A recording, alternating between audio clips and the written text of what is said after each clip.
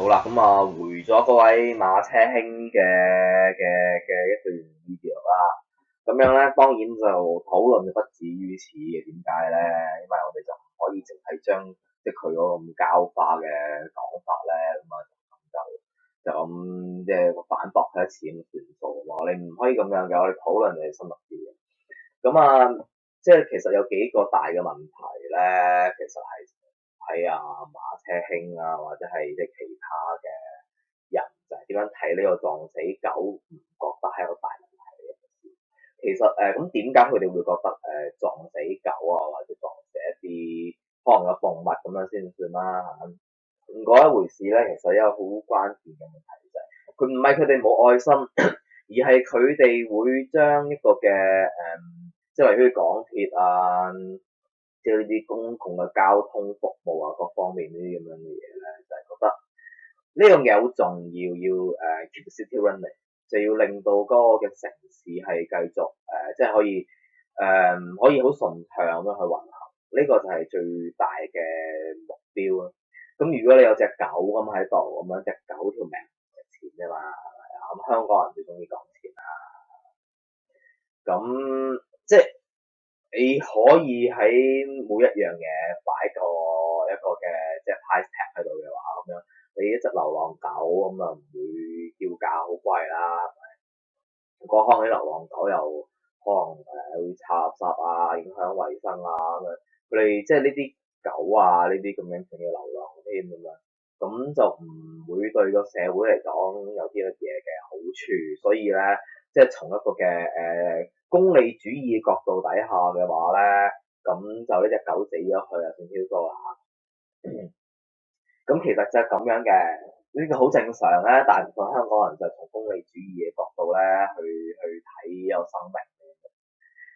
個問題就係咧，即係除咗功利主義嘅角度之外咧，咁樣咧都有呢個嘅即係人道主義嘅，係咪？咁即係我哋唔會俾人命去擺個price tag 啦，唔會標一個價格啦。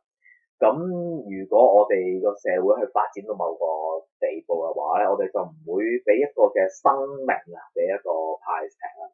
咁當然啦，呢個就會引發更深嘅哲學問題啦。點解咧？例如咁，你又可以食豬肉又食牛肉咁樣，咁你係咪即係將隻牛肉擺 price tag 啊？咁呢個係一個哲學問題嚟嘅。咁點樣去回答咧？咁例如即係應唔應該嘅一個嘅動物係成為人類嘅一個嘅財產啦，係嘛？因為即係嗱，好似嗰個嘅狗嗰個問題咁樣啊。咁例如架車停咗咁樣，可能全香港或者係地鐵嗰日，假設啦賺少咗50,000咁先算。呢隻狗唔值50,000啦，係嘛？一隻流浪狗應該就叫係咪？咁可能有濕有瘋狗症，你唔知咁樣。你當一隻呢啲咁樣嘅普通唐狗例如當佢值2000蚊咁先算啦。咁2000蚊同埋50,000比，咁你係咪揀咗50,000咧？咁但係我哋就係一個嘅現代嘅一個嘅文明咧，因為現代人就係唔係咁樣樣啦，就係唔係咁樣睇。即使係嗰條生命係好便宜嘅，大概係一條生命，所以我哋就保護佢。呢個就係一個現代文明會所追求嘅嘢咯。咁你可以依然係講翻話餵你隻狗嘅喎，冇問題。咁但係你唔可以去要求人哋嘅諗法同你一樣，因為呢一個係一個好大勢所趨嘅，其實全世界都係咁樣嘅。你睇下嗰啲南韓嗰啲人會叫啲人唔好食狗肉，因為其實食狗肉就係呢個嘅韓國嘅一個自古以來嘅一個文化嚟嘅。咁你佢哋都會叫人哋唔好食狗肉。咁即係唔好講話即係狗啦，你講下啲其他動物都得。咁但係我哋又唔可以首先就唔好講呢啲咁樣嘅，即係舉個別例子嚟。咁即係呢個動物權益啦，其實最主要就係呢樣嘢。究竟一個動物佢有冇即係佢哋有啲嘅講法就係話啲人同動物唔一樣啦。咁個問題就係我哋嗰個嘅社會一個嘅即係個社會啊，係咪就係為咗賺錢啦？即係淨係用呢個 GDP 去衡量一個社會就認為應該要做嘅嘢咧？咁咁係唔係啊？自己答啦，每個人啊嘅拆解啦。啲窮人可能會覺得 GDP 就重要啲，有錢人就會覺得 GDP 就唔太重要，咁都有可能嘅。咁但係有部分人啦，可能比較都唔係特別有錢，大概係叫中產嗰班，咁佢哋就會覺得動物咧嘅權益咧都應該受到保障。不過我先講明我中產嘅，我呢啲係窮人嘅。咁啊，動物嘅權益咧就應該係受到保障。點解咧？因為咧我哋就會覺得動物都係一個生命啦，咁生命就應該受到保障。其實呢個就係一個所謂嘅一個嘅即係見魚子入井咁樣啦，有呢個剔察人之心，咁啊孔子嘅解法。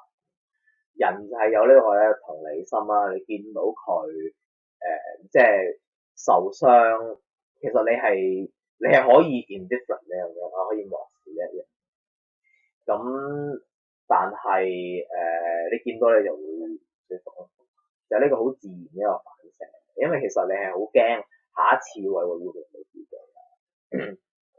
即係其實當然啦，你話如果再以一個嘅社會一個功利主義，咁功利主義其實都好大問題嘅本身，即係例如咁，如果有個乞兒喺個路軌嗰度咁樣，佢對呢個嘅社會可能冇乜 GDP 嘅一個增長，咁咧係咪真係可以車死咗乞兒嘅？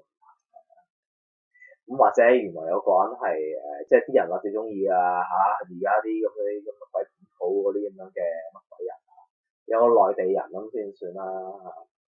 咁佢又喺個路軌嗰度，原來佢咧就係咧嚟香港度行乞嘅，咁唔小心原來佢係真係嗰啲即係可能啲內地嗰啲俾人啄隻腳啊嗰啲，咁佢係唔想喺個路軌嗰度嘅，咁跟住之後你係咪話喂，咁佢本身嚟香港都係乞食㗎啦，咁啊有個車死咗佢咁樣算咯，係咪咁樣樣咧？即係究竟你係咪即係點講好咧？挑戰緊呢個人呢個道德底線咧？即係如果你用功利主義角度去拆解、去思考呢個問題嘅話，你就會走咗呢條。OK，咁就係因為成個社會嘅一個嘅作用就係要 maximize 大部分人嘅幸福咯。咁當然啦，功利主義嘅另一端咧，就係話其實要減少所有人嘅，咁所以就唔好漠視你一句。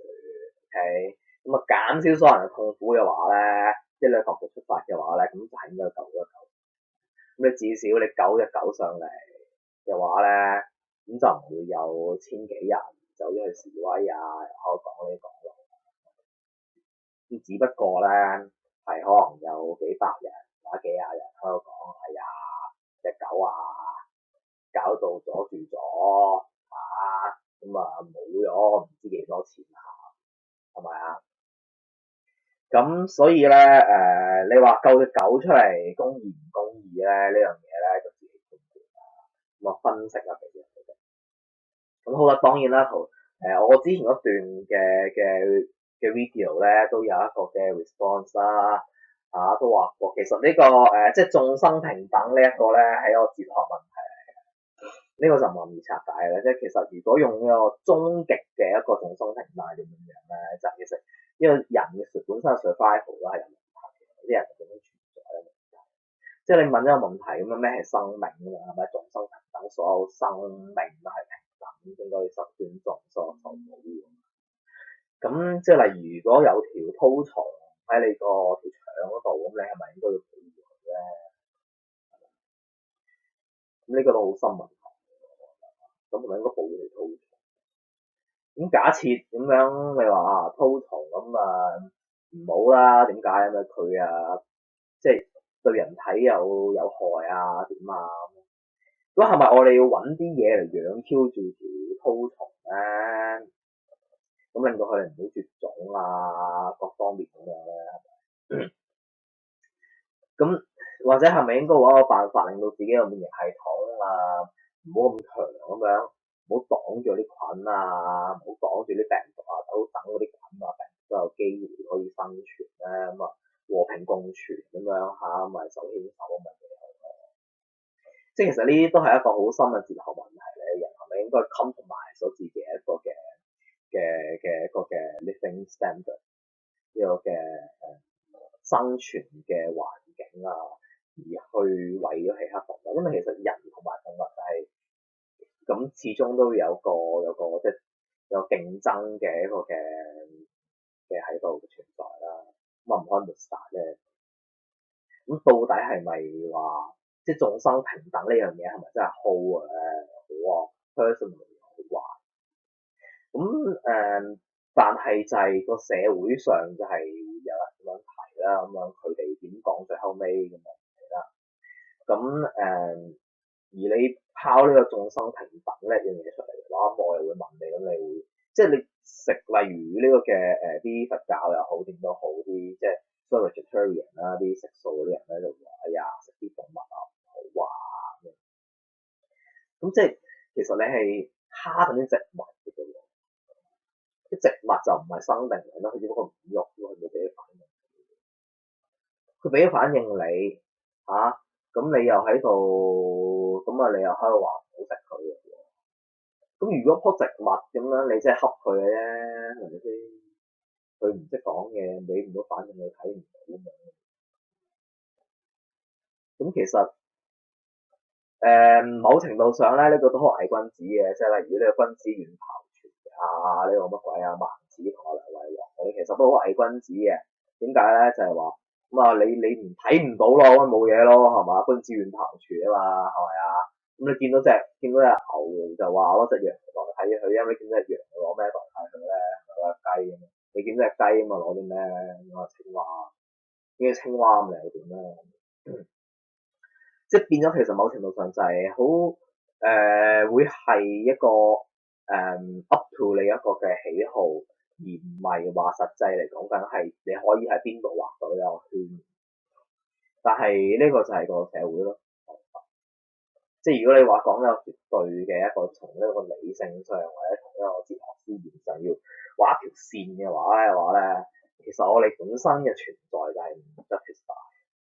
因為例如我哋咁多人啦，例如地球嘅話，咁你冇農業又唔得嘅喎，即係你冇農業嗰個餵唔到咁多人，咁呢部分人就要死嘅。咁你又只可以選擇一係咧，你即係所有人食素啦，咁都有可能嘅。不過即係理論上有可能啦，實際上就冇可能啦。咁但係咁，如果唔係全部人食素嘅情況底下，咁啊點搞咧？咁啊養動物咯，係咪？咁有啲科學家咪話呢個嘅實驗室整啲肉出嚟咯。咁都得嘅，冇問題嘅咁樣。咁但係at the end of the day 嘅話，其實咁例如你呢個實驗室出嚟，咁你都要可能係要揾地方啦、工場嗰啲咁係嘛，咁咪你都係 compromise 咗其他嗰啲動物嗰啲咁嘅生存。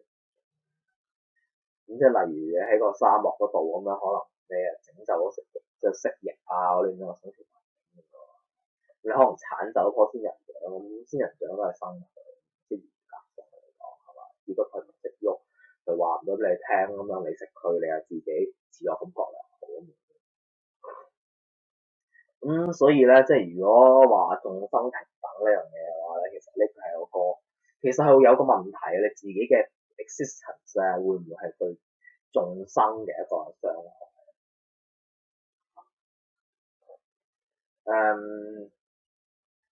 係咯，咁差唔多啦，講到呢一度啦，所以如果大家要思考下，即係話究竟呢隻狗係咪即係撞死咗，反係對呢個世界有啲好處壞處係點樣嘅話咧，呢啲自己諗下啦，我只不過提供下幾個角度俾大家諗。多謝大家無聊聽咗10幾分鐘啦嚇。